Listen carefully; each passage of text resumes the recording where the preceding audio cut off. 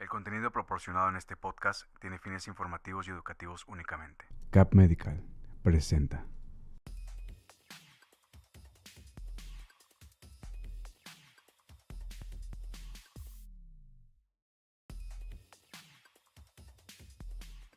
¿Cómo están? Buenas tardes. Estamos en esta ocasión en la consulta virtual con su servidor, el doctor Alfonso Mesa, donde vamos a hablar acerca del Parkinson. ¿Por qué vamos a hablar acerca del Parkinson primero que todo? Porque el 11 de abril fue el Día Mundial del Parkinson, dado así en honor a la fecha de nacimiento de quien describió, analizó y publicó las primeras pacientes en el mundo de la enfermedad que es James Parkinson. De ahí toma el nombre de la enfermedad de Parkinson. Ya tenemos más de 200 años de que se sabe qué es la enfermedad de Parkinson como tal gracias a estas investigaciones y que durante estos 200 años ha cambiado bastante, pero en los últimos 5 años es enorme lo que ha cambiado en el concepto del Parkinson. ¿Por qué? ¿Por qué da la enfermedad? Primero que todo, nacemos con Parkinson. O sea, nosotros nacemos con la enfermedad de Parkinson, pero en forma subclínica, sin datos clínicos o no demuestran ningún tipo de alteraciones. La enfermedad de Parkinson, primero que todo, es causada por un acúmulo de una basura que normalmente los humanos la sacamos de nuestro cerebro. Esta basurita nosotros vamos quitándola poco a poco hasta que llega un momento que ya no tenemos esta basura durante el día y la noche. Se llaman alfa-sinucleína. Esta alfa-sinucleína, por alguna razón de tipo genética y que la mayoría de las veces todavía no hemos establecido, se empieza a acumular en las neuronas de algunos pacientes y se empiezan a formar estas que son como bloquecitos y en lugar de desecharlas y tirarlas, se empiezan a pegar entre ellas y empiezan a formar unos bloques cada vez más grandes de alfa-sinucleína y esto hace que las neuronas empiecen a fallar porque tienen mucha basura dentro de su casa y no saben ya cómo sacarla y eso empieza a hacer una malfunción. Pero no es inmediato en la vida, no naces con esta enfermedad clínicamente, sino que vas poco a poco, sigue acumulando esta basura, hasta que llega a los 60, 65 años y ya empiezan las manifestaciones que obviamente todos conocemos. Dentro de estas manifestaciones clínicas, todos piensan que la enfermedad de Parkinson es temblor. Es que empiezo a temblar mi mano, ya me dio Parkinson. No es así, para nada. Obviamente la enfermedad de Parkinson muchas personas tiemblan, porque el temblor es parte de los datos clínicos de la enfermedad. Sin embargo, la característica que se presenta en todos los pacientes con enfermedad de Parkinson es bradicinesia o lentitud de los movimientos. Tú como persona te sientes hábil para hacer cosas, para agarrar las cosas en el aire, para lanzar algo al aire y luego volverlo a agarrar. Y eso es algo sencillo, dices, es lógico, no, es difícil. Hay animales que no lo pueden hacer, hay robots que obviamente no lo hacen, hay niños que no lo pueden hacer todavía porque no tienen esa compresión de cómo está en la tercera dimensión y que poco a poco el adulto lo va haciendo. Bueno, esta habilidad y esta agilidad, ¿sí? Puede perderse así como se ganó y puedes evidenciarla en los pacientes al momento de verlos. Los pacientes con Parkinson se vuelven más lentos para hacer las cosas. Por ejemplo, tengo un bote y lo quiero agarrar, normalmente yo lo agarro sin problemas. Bueno, un paciente con enfermedad de Parkinson no. Agarra el bote lentamente y lo abre y a veces no puede abrirlo, ¿sí? Y que esto hace que nosotros veamos la lentitud en los movimientos. Otra cosa que vemos en los pacientes que se quieren parar y batallan unas 3, 4, 5 ocasiones para pararse y ya se paran y se quedan caminando con una dificultad, con pasitos pequeños, cortos, que son base del diagnóstico clínico de los pacientes. 85% de los pacientes que tienen esa lentitud en los movimientos pueden tener un temblor y un temblor que es como en cuentabilletes. Estás contando billetes y tienes un temblor en reposo, pero 15% no. No tienen temblor, sino nada más están duritos o rígidos. Entonces, la característica para hacer el diagnóstico de Parkinson es lentitud en los movimientos. Me dicen, ¿cómo medimos eso? ¿Cómo sabemos quién sí tiene lentitud y quién no? Hay pruebas, una de ellas es la prueba del finger tap, que nosotros hacemos con el dedo y tenemos que hacerlo en 5 segundos, más de 12 ocasiones. Si esto es más lento de esto, ¿sí? Nosotros podemos establecer que tiene bradicinesia en los pacientes. Esto se puede medir por medio de una computadora y que te diga cuántas veces lo tiene, o tú una medición que lo hagas con el paciente, inclusive tomando un video para valorarlo. No es que con 13 ya tengas alteraciones, con 11 no tengas alteraciones, no. sino es todos los demás datos clínicos. Y con los pies, para saber si tienes lentitud, es la prueba del talón punta. Entonces pegas con el pie en el suelo, empiezas a pegar y saber qué tan rápido tiene la capacidad para que muevas el pie pegando en el suelo, en la punta del mismo. Si esto los pacientes con Parkinson lo hacen lento, ya ves los demás datos clínicos que se presentan en esta enfermedad de Parkinson. Dice, doctor, he leído por ahí, y me preguntaban en las redes sociales, que la enfermedad de Parkinson aparece antes de empezar a ser lento. Sí, tienes razón. 15 o 20 años antes, en una tercera parte de los pacientes que van a desarrollar ya toda la enfermedad de Parkinson, más o menos a los 40, 45 años, tienen una triada de datos clínicos que son muy sugestivos de que te va a dar Parkinson, ya la enfermedad completa en un futuro. ¿Y cuáles son?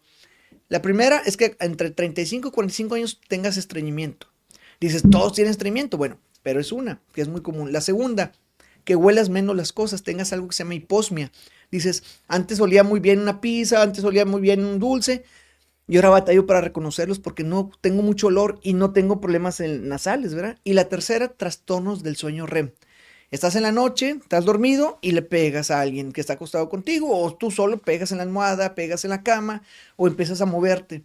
Entonces, estos tres tipos de alteraciones, trastornos del sueño REM, estreñimiento e hiposmia, si se presentan en una persona entre 35 y 45 años, 2/3 partes de estas personas van a tener la enfermedad de Parkinson en el futuro. Dicen, ¿es raro verlos? Sí, es raro verlos, pero pueden presentarse antes, ¿verdad?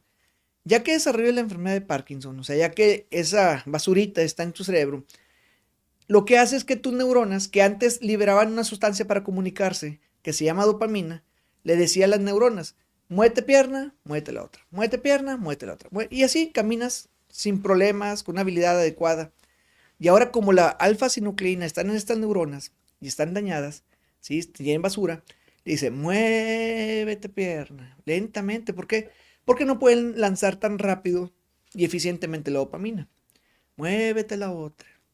Todos los pacientes empiezan a ser lentos en la marcha. Sin embargo, este déficit de dopamina no solamente da ese tipo de problemas.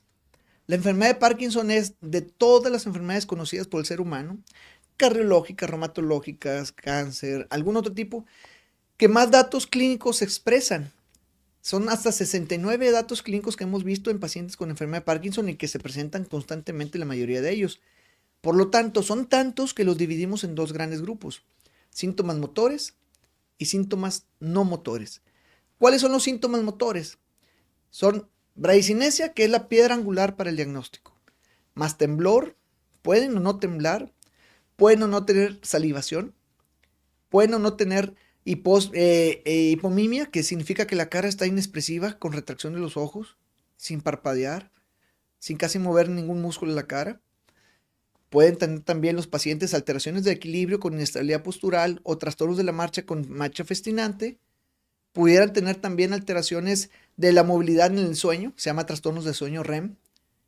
Y pueden, en el otro lado, tener síntomas no motores, que son depresión, alteraciones cognitivas con problemas de la memoria, alteraciones de conducta, se vuelven impulsivos, más enojones, con ira.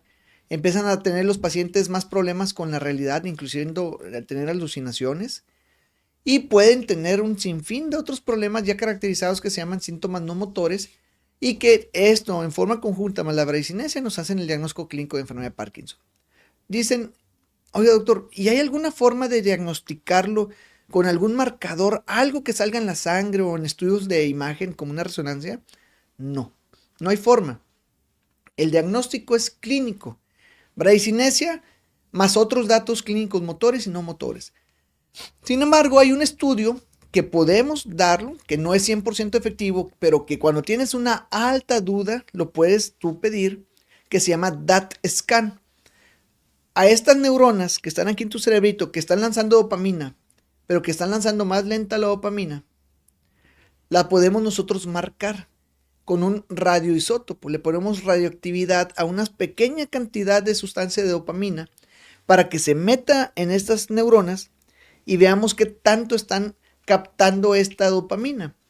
Si esta está captando mucha cantidad de dopamina, mucha cantidad, en unas zonas, pero en otras no hay captación dentro del DAT scan, es que pensamos que tiene un parkinsonismo.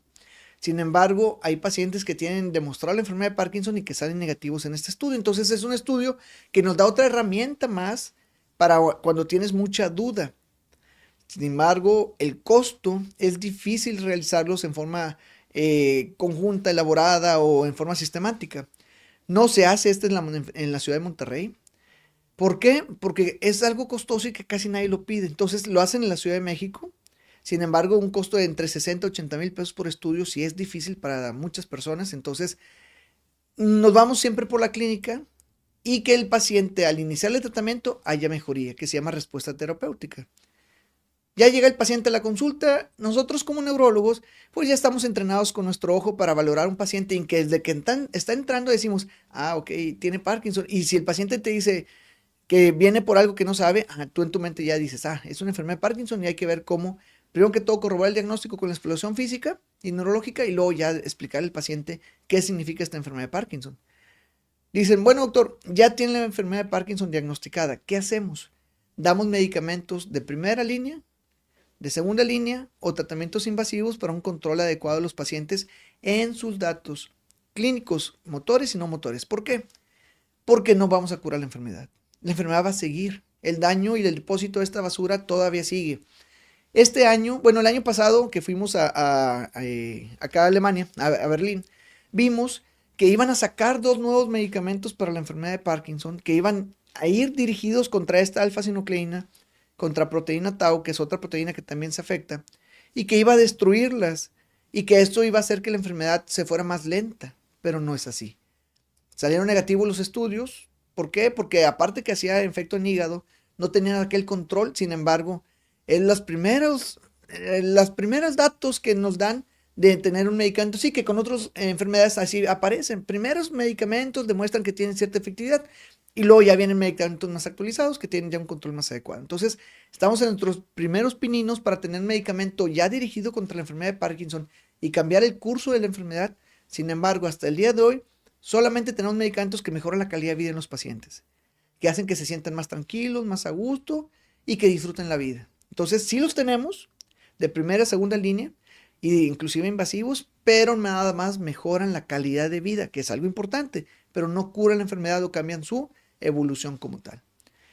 Los medicamentos de primera línea no los quiero decir porque a lo mejor se los quieren tomar en forma aislada y no es eso, es consultar a un especialista para que pueda primero decidir si es enfermedad de Parkinson, porque muchas personas se lo pueden tomar y pueden decir, pues es que yo estoy lento, sí, pero no significa nada más eso, tienen que tener un sinfín de otros datos clínicos para hacer el diagnóstico definitivo. Entonces, no mencionarlos, pero sí saber que existen medicamentos que los das tú farmacológicamente al paciente y al estar temblando, empiezan a dejar de temblar, empiezan a ser más rápido para hacer las cosas.